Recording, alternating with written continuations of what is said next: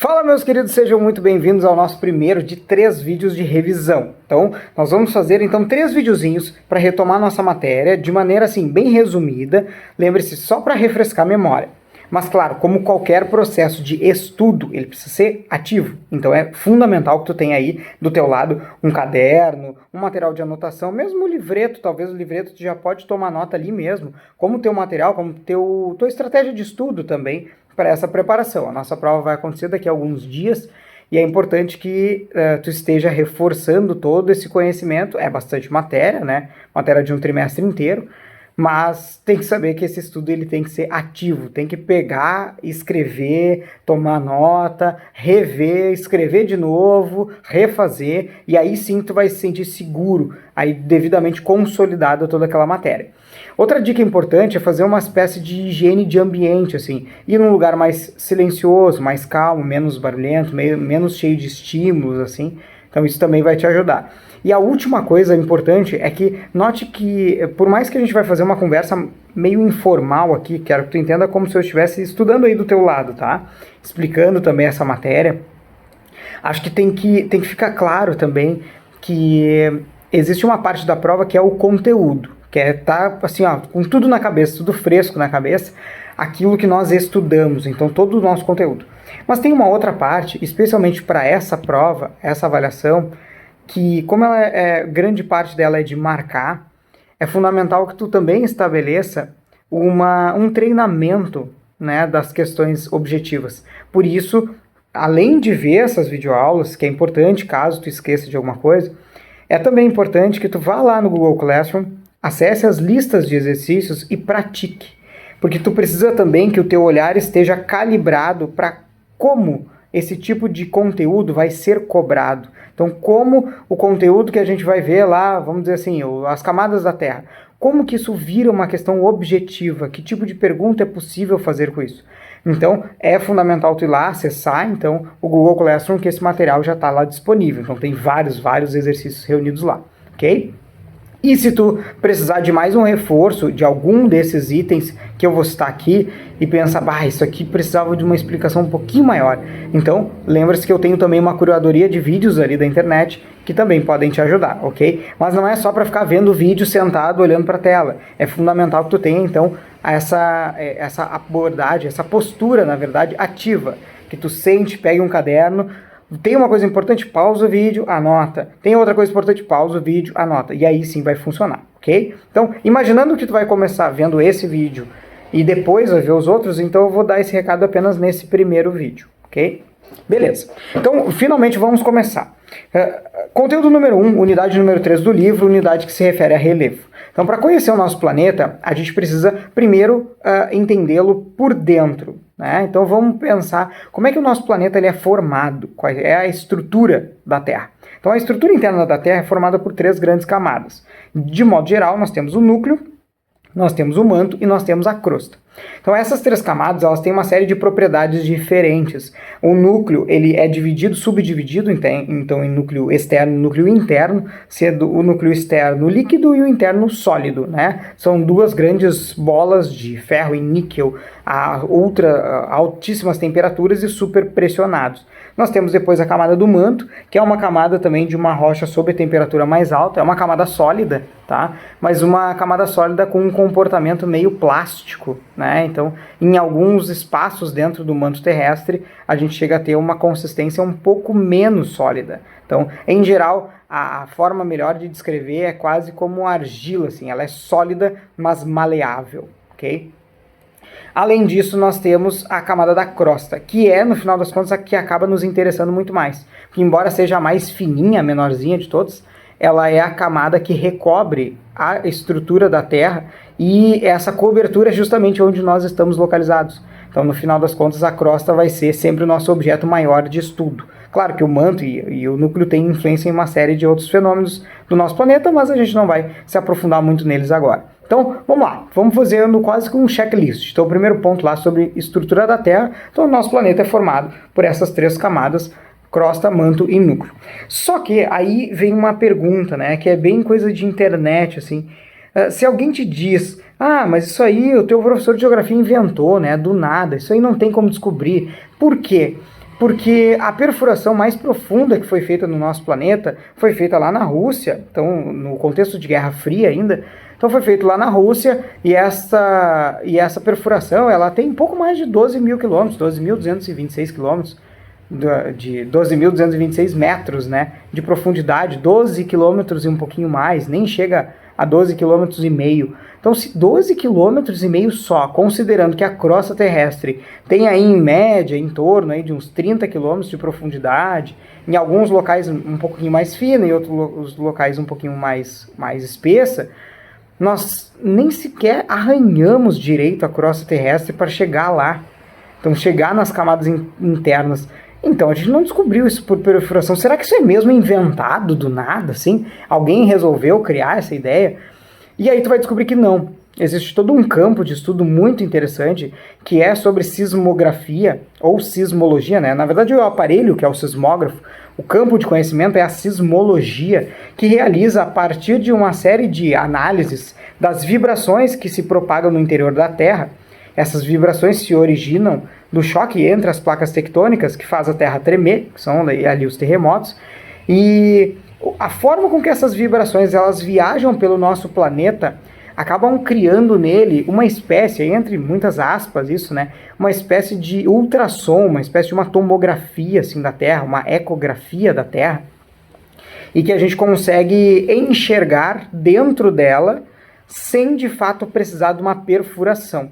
Obviamente que se nós conseguíssemos perfurar o nosso planeta, o volume de informações que isso geraria seria gigantesco, mas esse recurso ele não está disponível, então nós não conseguimos fazer isso. Se nós não conseguimos fazer isso, e não se sabe sequer se alguma vez, algum dia nós vamos conseguir, é fundamental apontar que outros métodos precisam ser utilizados, e esses métodos são indiretos, do mesmo jeito que quando uma mulher está grávida, para a gente não causar perturbação para aquela criança, a gente não vai lá e perfura, né, para tirar amostras, fazer alguma coisa nesse sentido, a gente vai lá e simplesmente utiliza aparelhos, por exemplo, de ecografia, que a gente acompanha a saúde e desenvolvimento daquela criança, mesmo sem ter que abrir a barriga da mãe. Então há como fazer, e isso na ciência a gente chama de experimento indireto.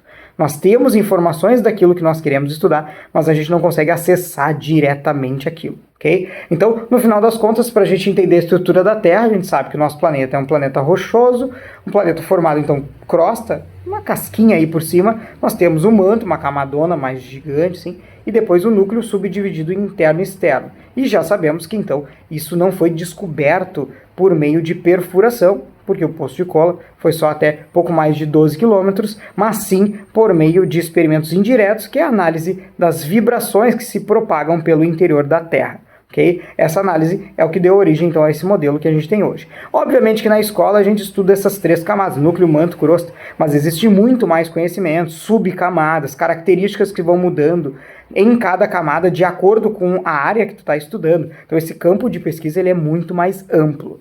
Mas aí a gente vai sair aí do interiorzão da Terra e vamos um pouquinho mais para a superfície. Então, aí a gente tem um outro conhecimento que é complementar à análise dessa estrutura da Terra, que foi postulado por vários pesquisadores, mas ele foi sistematizado e se tornou muito famoso na figura do Alfred Wegener, que é a teoria da deriva continental. Então, o Wegener reunindo um monte de evidências e até certas ideias que muitos pesquisadores anteriores já tinham trazido, mas ele conseguiu condensar isso num livro que é sobre as origens dos mares, oceanos, continentes, um livro em alemão. Ele conseguiu condensar todas essas evidências que ele tinha acesso à época e publicar, então, essa teoria, ou seja, na época, uma hipótese, uma forte hipótese, né? Que é a deriva continental, em que ele conseguia afirmar que os continentes eles estavam se movendo, tá? Então estavam se separando, e que se nós fizéssemos uma certa retrospectiva, todos eles dariam a origem a um continente ancestral chamado Pangeia, onde toda a Terra estava reunida. Entre as várias evidências que o Wegener teve acesso, né, estavam lá a dispersão de alguns fósseis e de algumas amostras de rocha também, em ambos os lados dos continentes, por exemplo, na América e na África, né? A mesma amostra, os mesmos fósseis, a mesma evidência ali, idêntica dos dois lados. Então, se tu tem um fóssil de um animal, que ele, como é o caso lá do mesossauro, né? Que não era um dinossauro, mas era um réptil pequenininho, que ele estava tanto na América quanto na África, mas era um animal provavelmente de água doce, que nem sequer nadava a longas distâncias, não tinha asa. Como é que ele estava nesses dois continentes, um fóssil idêntico, na mesma camada de rocha? Então, o que se imaginou foi, então esse animal, talvez ele cruzou de um continente para o outro, porque esses continentes não estavam divididos, eles formavam uma única massa de terra. Então essa é uma das várias evidências. O próprio encaixe da América e da África, existem figuras muito antigas, anteriores ao Wegener, já identificando que talvez a África e a América fossem coladas de alguma maneira. Então houve muitas hipóteses. O Wegener foi aquele que acaba sendo lembrado como o pai, né, o patrono dessa teoria. Mas lembre-se, ciência é uma corrente, né, de elos unidos por muito tempo. Então tinha muita gente já falando sobre isso. Mas não era um tipo de hipótese, teoria muito bem aceita na academia, em ciências, né? Então, na universidade. E o Wegener, inclusive, foi ridicularizado. Isso é uma história muito triste do ponto de vista da ciência, assim, porque ele foi de fato ridicularizado, congressos chamavam ele para defender a teoria e no final das contas era só para ridicularizar ele, mostrar o quanto era patética essa ideia de deriva continental. Então, muitos artigos sendo lançados na Europa, nos Estados Unidos, rechaçando qualquer hipótese que corroborasse, ou seja, que confirmasse a ideia dele. Mas o tempo passou, né? O Wegener morreu em 1930, ali em novembro de 1930. Aí ele morre e aí a gente entra num período da história da humanidade que vários avanços científicos acabam surgindo, né? Que é o período pós-Primeira Guerra Mundial e o período, talvez até, inclusive, se diz que, olha, eu adicionando informação nova pré-prova, né, mas para te entender essa história completa também, né, que um pouco da rejeição ao Wegener era porque era considerada ciência alemã, né, e a Alemanha, como derrotada da Primeira Guerra Mundial, não era tão bem vista, inclusive os seus cientistas, porque a teoria dele data ali do entorno ali de 1915. Aí, então, passa todos esses anos, Wegener morre, em 1939 começa a Segunda Guerra Mundial, depois a gente tem Guerra Fria, e isso causa um boom de várias tecnologias, assim. E entre essas tecnologias, várias de exploração dos oceanos. E lá pelas tantas, essa teoria começa a ser revivida, e novas evidências começam a ser descobertas, especialmente a partir da análise do fundo do Oceano Atlântico.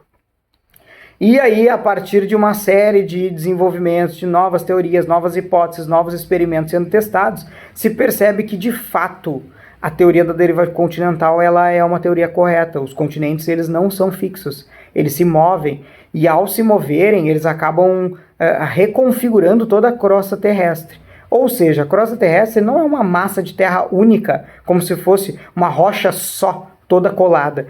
Na verdade, a crosta terrestre ela é formada por grandes pedaços de rocha, que são as placas tectônicas. E essas placas, essas grandes placas, elas interagem entre si por meio dos limites tectônicos. E nesses limites nós temos, então, o limite convergente, quando essas placas elas estão se chocando uma contra a outra. Nós temos o limite divergente, quando elas estão se afastando uma contra a outra. E nós temos também um que a gente nem vai entrar, assim, mas que é o limite transformante, que é quando as placas elas não há energia ali para elas se afastarem, nem se chocarem uma contra a outra, mas elas acabam deslizando lateralmente, uma do lado da outra. Isso é bem comum quando está acontecendo a abertura dos continentes. Aí, a partir disso, a gente começa a entender um pouco melhor a dinâmica terrestre. E a teoria tectônica de placas, ela é, sem sombra de dúvida, a mais importante teoria de explicação da dinâmica terrestre do mundo. Porque ela, de quebra, assim, ela explica como se dá, então, o desenvolvimento e o movimento dos continentes, né? Nós temos também a formação das montanhas, que era também um mistério. Nós temos como acontece o vulcanismo, como acontecem os tsunamis. Então, tudo isso acaba explicado de uma vez só, por uma teoria, que é a tectônica de placas. Então, essa é a explicação ouro da ciência, das ciências da Terra, né? Sobre o desenvolvimento do nosso planeta. E muitas outras coisas que eu nem vou citar aqui. Mas essa é a lógica, então, por trás da teoria tectônica de placas. Para ver como a ciência também tem esses reveses, né? Às vezes vem uma coisa muito interessante, uma hipótese muito forte, mas essa hipótese é rechaçada, daqui a pouco ela volta e de fato se prova, como aconteceu então com a tectônica de placas. Essa acaba sendo a história da dinâmica do planeta Terra. Mas aí a gente tem que ir aproximando cada vez mais disso, de nós, né? E onde que isso começa a tocar muito mais em relação à nossa vida? É porque parte disso, né, essa dinâmica toda de dentro do planeta, é o que vai dar origem ao nosso relevo.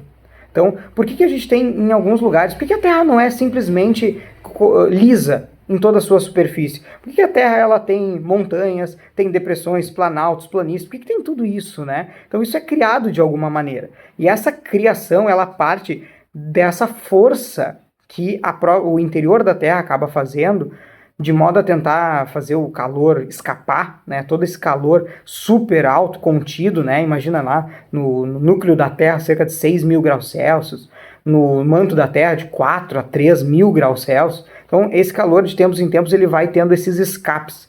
E essa forma de escapar, ele acaba modelando toda a superfície do planeta.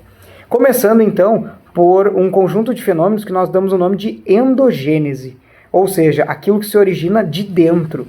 O nosso relevo, ele sofre influência, então, de todo esse movimento tectônico, toda essa força, essa saída de calor.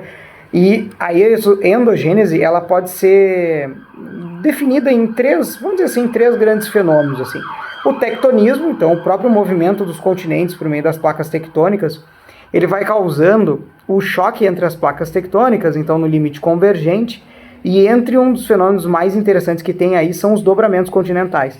Então as rochas elas vão sendo comprimidas e dobradas ano após ano, então ao longo de muito tempo, e essa compressão vai dando origem a muitas elevações. Então cadeias de montanhas, elevações gigantescas vão sendo originadas por essa colisão das placas.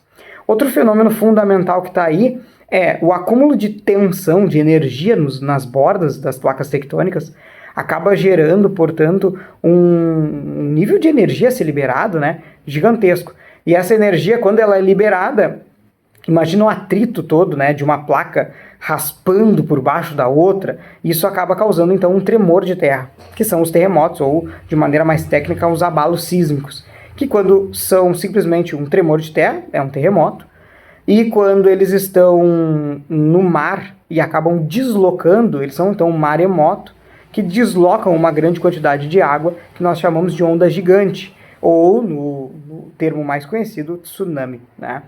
E o incrível é que isso não acontece aleatoriamente, né? Tem que estar ligado a limites de placas tectônicas, que é onde as placas estão liberando toda essa energia, esse calor. E existe uma área do nosso planeta que é especialmente importante para isso, que são as bordas do Oceano Pacífico. Não é à toa que tu deve estar ouvindo falar muito sobre isso. É terremoto na Colômbia, é terremoto em outros lugares. Então esses terremotos, assim, eles são típicos de áreas de colisão de placa tectônica. E uma área muito forte disso, né, é a borda do Oceano Pacífico, que nós apelidamos aí de Círculo de Fogo. Então veja só, aí nós já temos metade da história, né? Tudo isso, toda a estrutura, entender a estrutura da Terra e a dinâmica tectônica para chegar no ponto que é, tudo isso gera modelagem do nosso relevo terrestre. Então picos, montanhas, são fenômenos que nós chamamos de construtivos, eles constroem as grandes formas de relevo. Mas tem outro lado, que são os fenômenos destrutivos, que são os fenômenos que agora a gente sai da estrutura interna da Terra e vai para uma parte mais externa, que inclusive vai ter tudo a ver com o que a gente vai ver depois, que é a parte de hidrografia e depois de climatologia. Por quê? A força das trocas de temperatura, do granizo caindo sobre as rochas, por exemplo, da chuva mesmo, acaba gerando o que nós chamamos de exogênese. A exogênese é um processo que parte da destruição das rochas, que nós damos o nome de intemperismo, parte também dessa destruição das rochas, esses fragmentos de rocha eles são transportados e nesse transporte eles acabam gerando mais destruição de rocha, que é o que nós chamamos de erosão. Em algum local eles serão depositados, que é o que nós chamamos de sedimentação, porque esses pequenos fragmentos de rocha, nós apelidamos eles de sedimentos. Então note que a superfície da Terra ela é uma mistura de forças de dentro do nosso planeta e de fenômenos atmosféricos, climáticos aqui, superficiais, que vão causando a destruição dessas mesmas formas que foram construídas por esse alívio de calor. Tanto que o Brasil, por exemplo, que não tem vulcanismo, não tem terremotos, assim, não está muito perto de borda de placa tectônica, não tem grandes montanhas, então não está numa área ativa aí de dobramento continental. O Brasil é um país super impactado pela exogênese. Por quê? Porque nós estamos num país que chove bastante, nós estamos em um país que tem muitas trocas de temperatura, aqui em Porto Alegre, inclusive.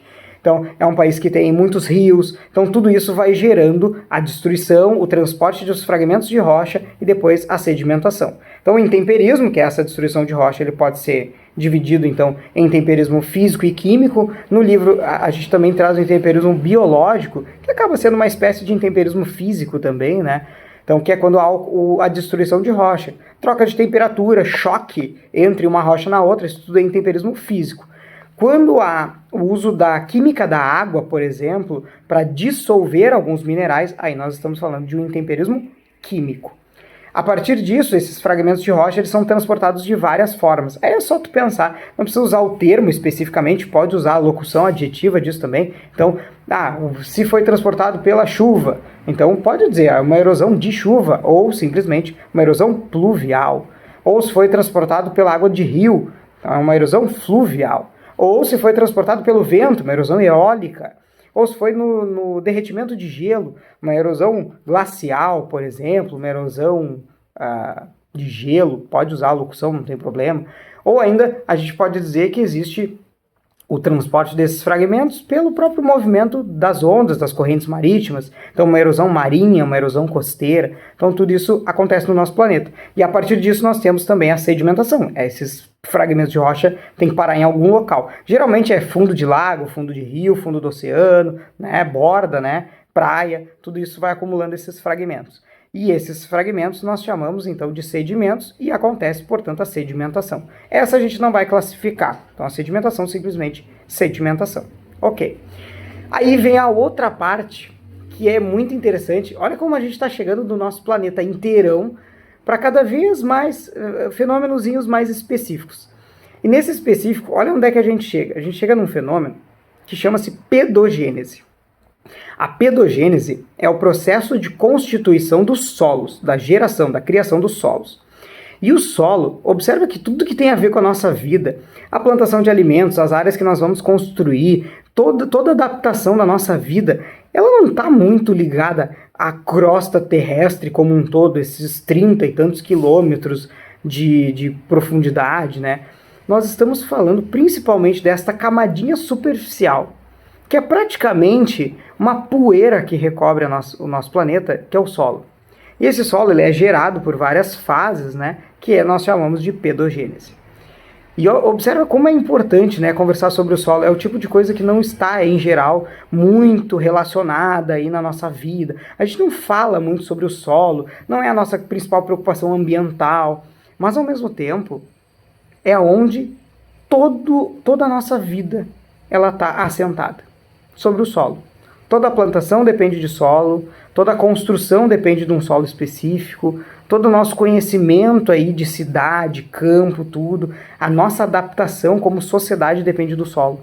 Então olha que coisa incrível. E ele é constituído desde lá uma rocha original, que a gente chama de rocha mãe ou rocha matriz, né? E essa rocha ela vai sendo intemperizada.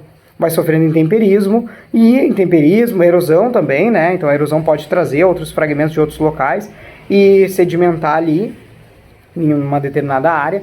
E conforme o tempo vai passando, isso vai formando então esse acúmulo de fragmentos de rocha que são o solo. Ali vai se misturar então algumas formas de vida, bactérias, insetos, também outras formas vegetais. E aquilo tudo vai se misturando, então essa mescla entre sedimentos e fragmentos de rocha, então, e formas de vida dá origem ao solo, mais ou menos fértil, de centenas de tipos diferentes que existem aí, vai dando origem, então, a algo extremamente importante para nós, então, que é o solo. Aí, além disso, a gente pode focar que o solo, ele tem tantos usos, assim, que é inevitável a gente falar que nós temos que cuidar dele.